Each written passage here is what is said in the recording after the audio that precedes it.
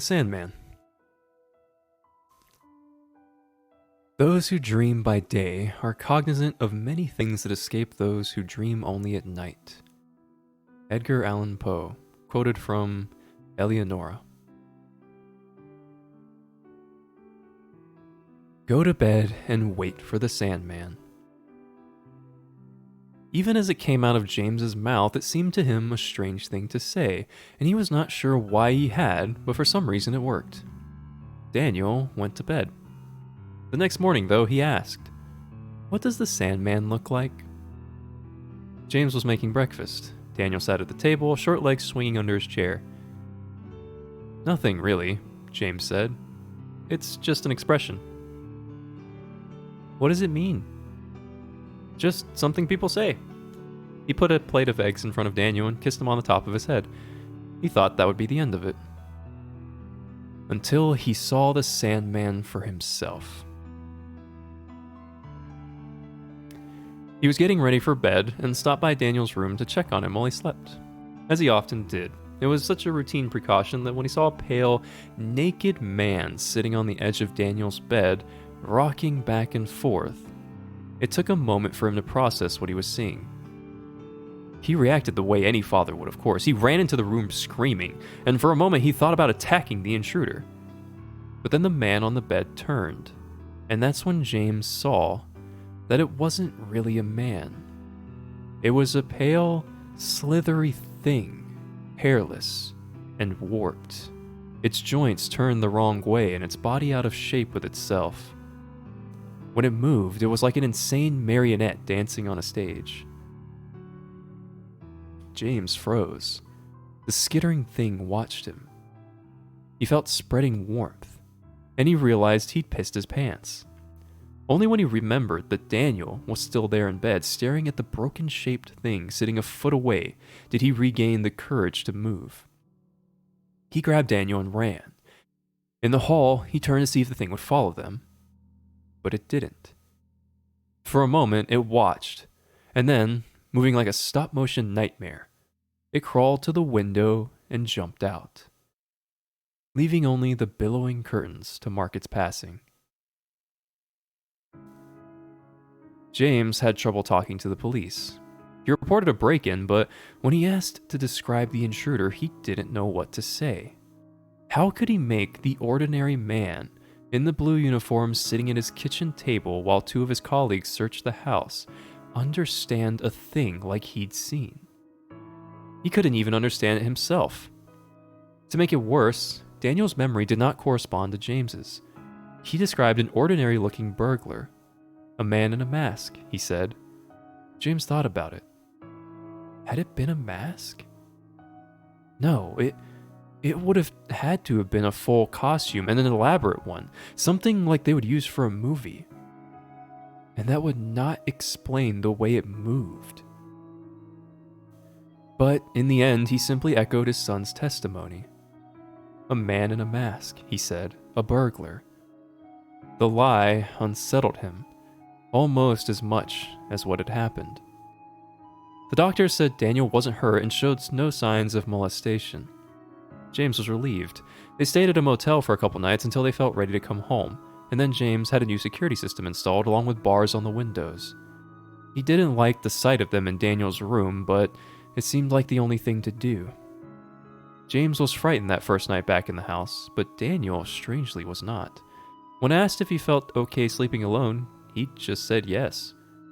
In the end, it was James who found himself wishing he were not sleeping alone. He was up all night listening for the sound of anything moving in his house. Although he had convinced himself that his memory was faulty and that it had been a normal, albeit probably deeply disturbed man in his son's room, when he closed his eyes even for a moment, he pictured bloodless skin and a twisted, inhuman face. He found himself wondering, why my house? Why my family? He knew, of course, that there didn't have to be a reason, but still he wondered. 2 weeks later, Daniel stopped talking. James didn't notice at first. Kids went through quiet phases sometimes, but eventually he tried to get Daniel to talk and he wouldn't. Eventually, it became clear that he couldn't. Back to the doctor they went. Nothing wrong with him that we can see, was the diagnosis. Was it the trauma? James asked. Could be, they said. Sometimes these things come on late. Children can be a mystery even to those who know them best. They recommended a child psychologist whom James couldn't afford. He could not, for the matter, even afford the bill they were giving him now. Nothing seemed to help. Daniel would write out his answers to questions sometimes, but never more than a yes or no. When James would ask him what was wrong, or if he'd seen or heard anything that frightened him, Daniel would only stare. He seemed furtive and bemused. James found himself missing the sound of his son's voice. Sometimes he wanted to hear it so bad that he ached. But it seemed that Daniel would not talk again until he was ready. James had other things to worry about too. He was convinced beyond reason that the intruder was not really gone. Though the alarm never went off and the locks and bars remained undisturbed, he was sure that he heard movements in the night. Not normal movement. It was a sound, like a huge snake slithering through the house. When he heard it, he imagined horrible things. Nothing was ever there when he went to investigate, though he often thought he glimpsed something just out of the corner of his eye. A pale foot or a misshapen shadow that would slink away as soon as he turned. He rarely slept, and when he did, he had haunted dreams. Soon, he realized he had not left the house in weeks except to go to the bank and buy groceries. He felt hemmed in. With Daniel acting mute, he hadn't had an actual conversation with anyone in weeks, so he called his mother. The connection was bad and her voice sounded faint, on the verge of not being there at all. "I guess I'm okay, Ma," he said, pausing to wipe the sweat from his palms and then make sure he could hear Daniel playing in the next room.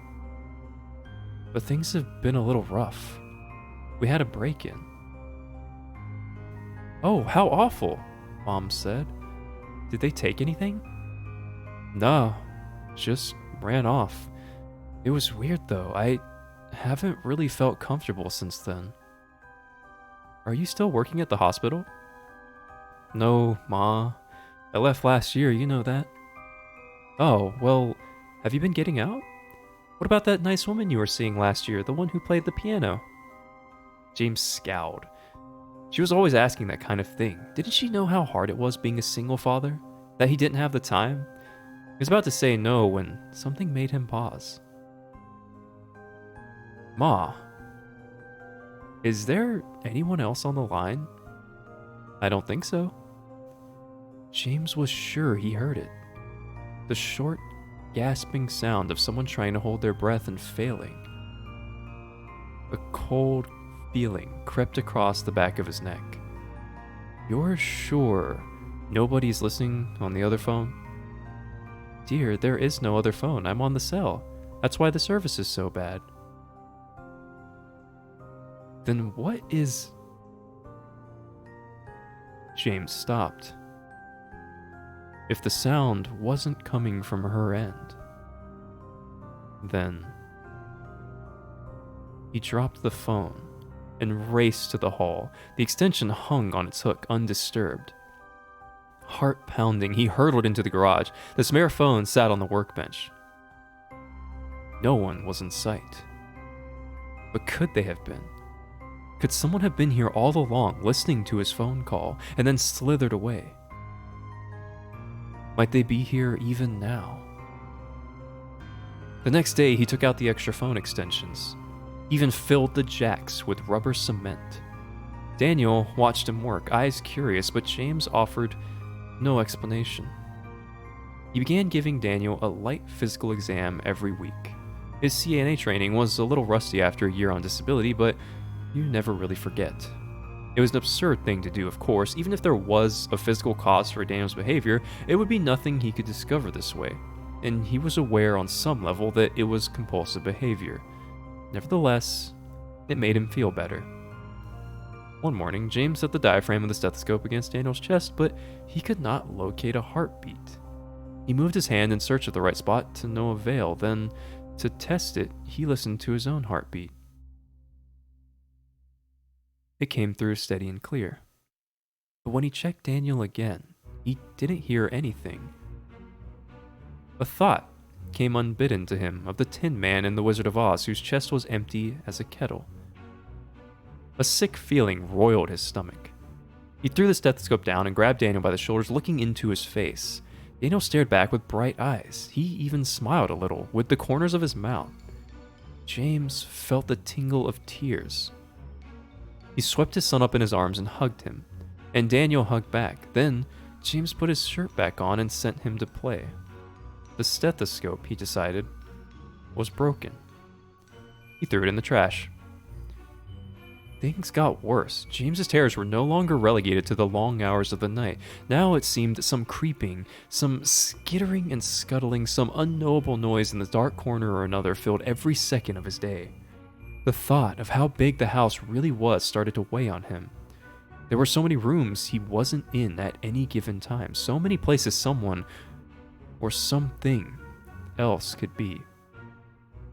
He imagined strange figures occupying the rest of his home when he wasn't around, melting into the walls or merging with the shadows whenever he turned on a light or opened a door.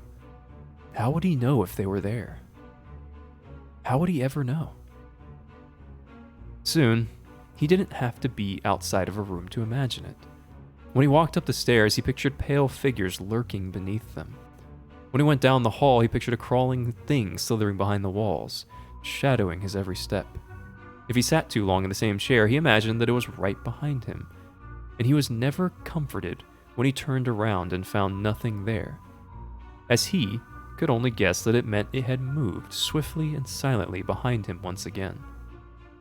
Wherever he was not looking right now, that was where he imagined it to be. He was losing his mind, he knew. The only thing that helped him cling to sanity was that Daniel seemed undisturbed. Other than his muteness, his behavior was perfectly normal, and whenever he seemed to sense that his father was troubled, he would hug him, or squeeze his hand, or even smile. Sometimes when he left the room, James cried. One night, he found himself creeping around the house with no lights on at 2 o'clock in the morning. If the intruder thing had taken to violating his daytime activities, then he would get revenge by confronting it on its own terms. The night. And really, night was no more terrifying to him now than day. They were almost interchangeable. He padded barefoot down the halls, up the stairs, in and out of disused rooms. Sometimes he stopped to listen, hoping to locate it by sound. It was a stealthy, creeping thing he knew, but it was awkward at times, and it couldn't always keep its strangely shaped limbs from making their distinct, irregular footsteps. The smallest noise would give it away. There was one room he suspected it spent most of its time in. The spare bedroom. Not a bedroom at all, really, more like a closet, just large enough to accommodate a bed if one were so inclined. It was unpainted and uncarpeted and drafty. He'd always meant to fix it up. He didn't come in here very often because he disliked the bare, unused look of it. It made him think of partially dissected corpse. I appreciate that Linkin Park is bae. I can't take credit for it.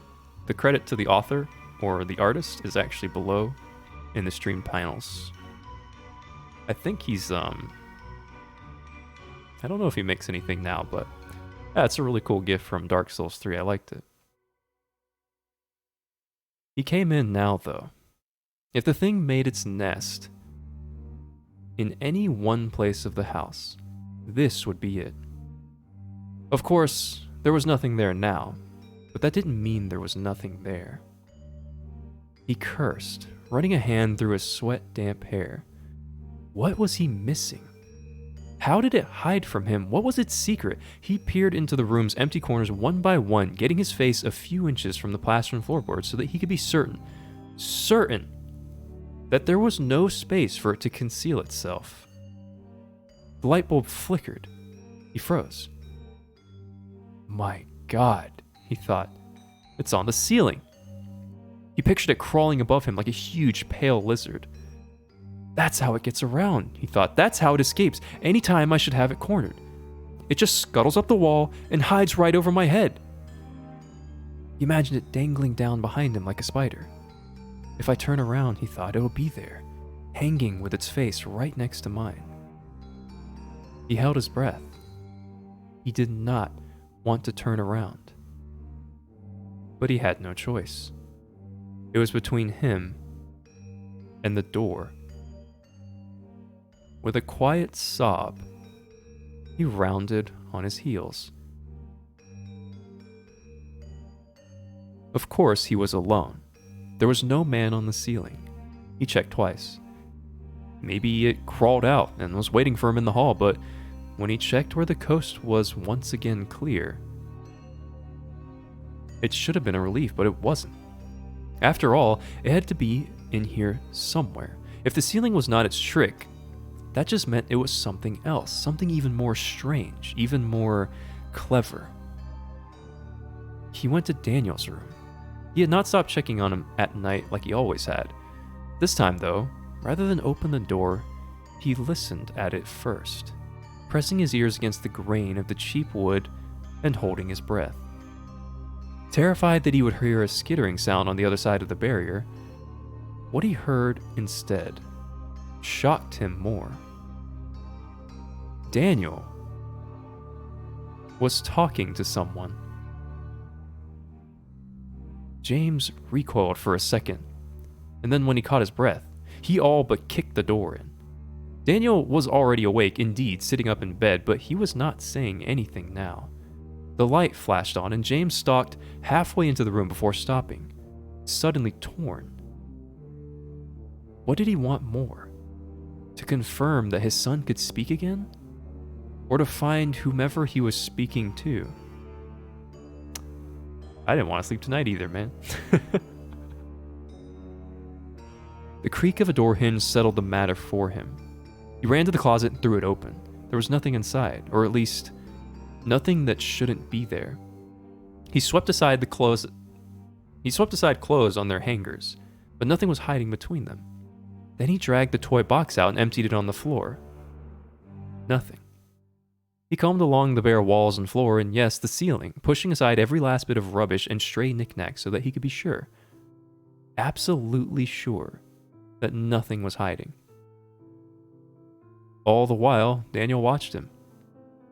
After a few minutes, James was panting and covered in sweat, and the closet was bare, and there were neither intruders nor answers inside.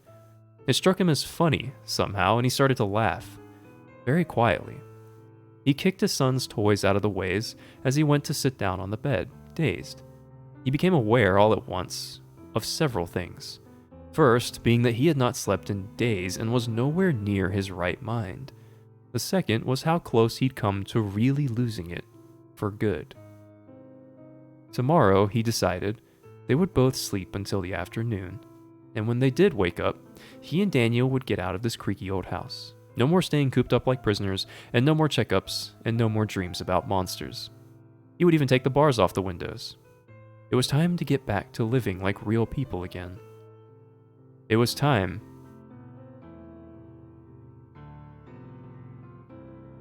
James saw it when he brushed a hand through Daniel's hair. He pulled Daniel, a little too roughly, closer.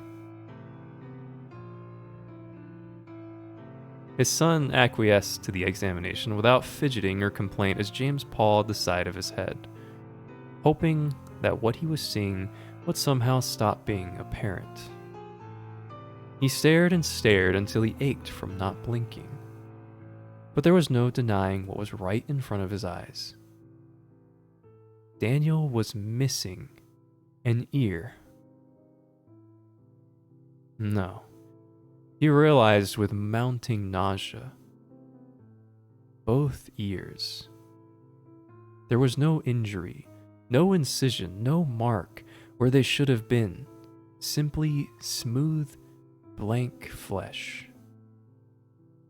As blank as Daniel's quiet, unperturbed demeanor. James swept him up in his arms and ran into the hall. He was not sure where he was going or what he meant to do when he got there. He just knew that there was now nothing more important than getting his son out of that house. But their path was cut off. A naked man sat in the hallway with his back to them. No, not a man. James recognized its stretched limbs and stooped shoulders. The pale thing squatted on its haunches, rocking back and forth, like it was palsied. It almost seemed to be in pain. James hugged his son closer and backed away. Then, he heard Daniel's voice. "Daddy?" James turned to Daniel, and he heard the voice again. "Daddy?" But Daniel's lips hadn't moved.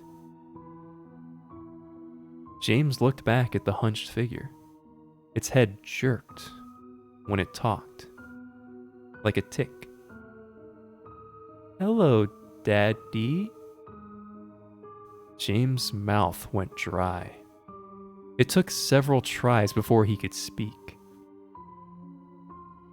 "Don't call me that." "It is this voice's name for you." The music kicked in nicely, didn't it? "Go away. Leave my family alone." "But I am your family." The longer it talked, the more the voice became distorted and blurred. An icy feeling nestled in James's stomach. "Who are you?" "Someone who came to visit." "Why here?" "You invited me." James's heart thudded against the inside of his chest. "Why?" "I had something you wanted." James licked his dry lips. "You're lying. You don't have anything I want. I want you to leave. Leave and never come back." "Who is Daniel's mother?" James blinked. "What? Who is Daniel's mother?" What the hell kind of question is that? "How old is Daniel?" James blinked again. The thing's voice caused a pinching pain in the center of his forehead.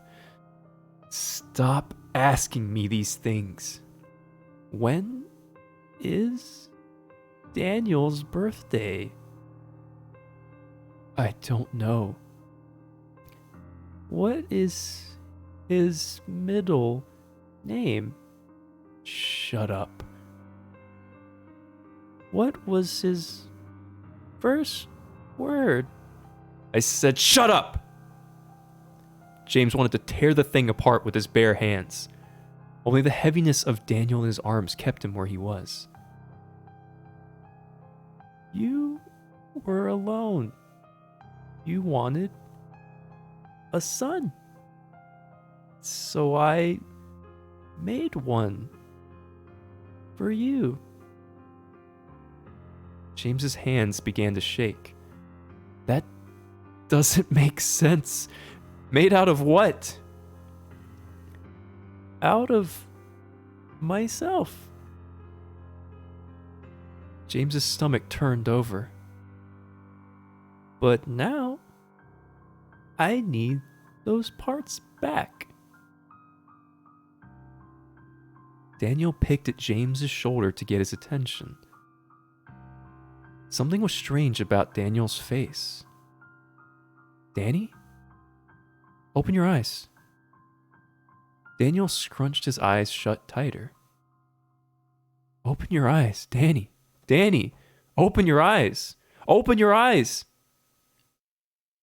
Daniel shook his head, trying to refuse, but he couldn't hold it forever. Eventually, his eyelids flicked up, and James saw the truth. Daniel's eyes were gone. James almost dropped him. For a second, he wanted to throw his son down so that he could stop looking into those empty holes in his face. Daniel opened his mouth as if to speak, but of course, he had no voice. He is coming back to be part of me again. No. No. Give him back. Give him back. I cannot. It has been too long. I warned you this would happen. You're lying. You're lying. You're a fucking liar. Give me my son back. Give him back. I do not lie. I warned you he could not exist forever. But you do not remember. You can only remember what I want you to. You forget all the times we have talked. Daniel felt like a doll or an empty bag. His hair was falling out, disappearing before it touched the ground. His hands vanished into his sleeves and his feet rolled up inside his pants cuffs. James cradled the tiny, shapeless thing. Tears streamed down his face. Soon, he held a pile of empty clothes. And then those were gone. He looked around the house. Toys disappeared. Photos vanished from their frames. Daniel's little shoes were no longer by the door. James turned towards Daniel's room and confronted a wall where the door should be. He groped the blank surface, fingertips scrambling. He hit his head against the wall. The pain didn't feel real. Why did you do this? It was what you wanted. And I learned so much. This is impossible. People will ask. People will wonder. The police, the hospitals, the people in the neighborhood. They have already forgotten him. They only remembered what I wanted them to. Like you. James pressed his hands to his aching skull. Will I at least remember him after this? You can try, but your mind will fail you. Now that everything he was is part of me again. James sat on the floor, looking at the blank wall. Out of the corner of his eye, he saw the thing creep toward him, and even felt its wet hand on his shoulder. But he did not look at it. If I won't remember any of this, then why tell me? Because a father should know. And then James was alone. Abigail worried about James sometimes. When they met a year ago, he said that he'd never been married and he'd never had kids. But there was a certain pained expression he assumed when he said the last part. Abigail knew that look. She'd met parents who lost children before. You learned to recognize it. And there were other things about him that worried her too. Sometimes she would find him staring at a particular spot on the wall, brow furrowed in concentration. Did not seem to realize he was doing it, and of course there was the insomnia and the sleepwalking to consider too. Yeah, there was lots to worry about, but she loved him all the same. James still said he'd never had kids, and neither had she. She'd long wanted one, but it was impossible, and she worried that James wouldn't stay with a woman who couldn't be a mother, though he constantly assured her that it was not so. There were times, and more often of late, they were the nights when James took to sleepwalking, and even Abigail imagined that she heard strange, scuttling noises in the house and saw impossible shapes in dark corners, when she thought she would do anything, absolutely anything, if it meant having a little daughter for she and James to raise. And at those moments, she became truly afraid. But she never knew why.